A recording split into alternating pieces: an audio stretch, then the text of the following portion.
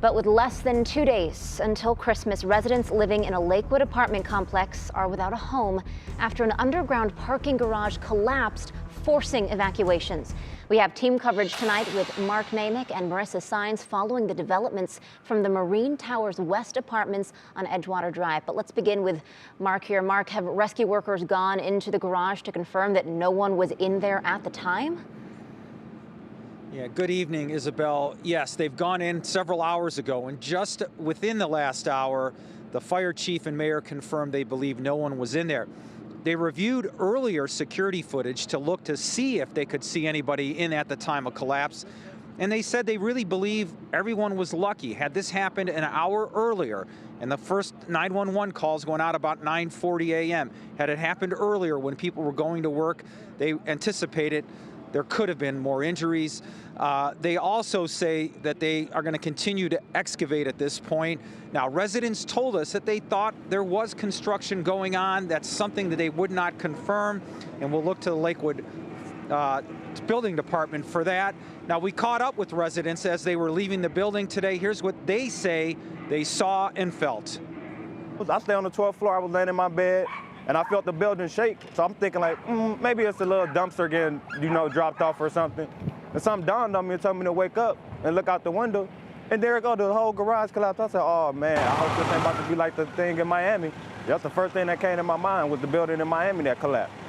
So I'm like, oh man. So I told my wife, I said, we gotta evacuate, we gotta go. I ran down this whole 12 flights of stairs in 3 minutes. I happened to be in the bathroom at the time, and I felt the whole building move, almost as if it were an earthquake. And then a moment later, I heard the sound of an explosion. I thought, that is an explosion.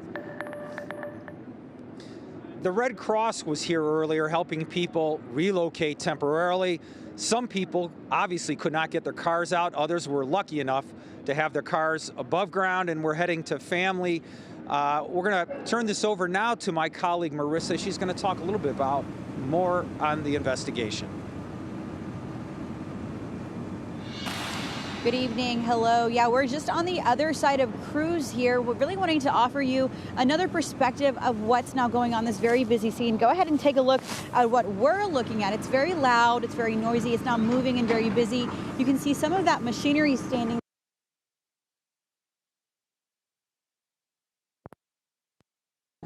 It's a fairly sizable collapse. It's a pancake collapse. So the second floor deck collapsed onto the first floor deck, and subsequently sections of that also came down. So it's substantial, but we're like I said, assessing it, and to the extent of the damage, we don't know.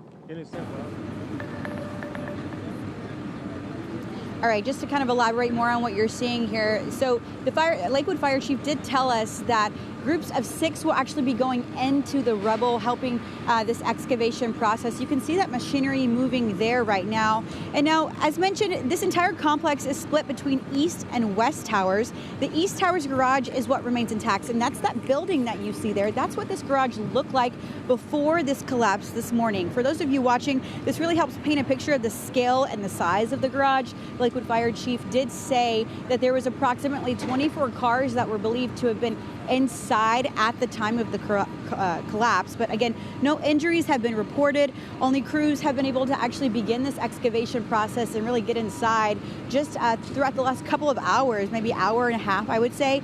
Now, earlier today, the chief did describe that that top structure, or the top floor, did fall onto the second floor. Now, we have asked the city for inspection reports. Now, we're working to get those for you. Now, again, the chief did mention that none of this appears to be criminal. There was no criminal intention here. This all seems to be purely structural, but any information that we have as this continues to develop, we'll bring to you and bring you the latest. Isabel?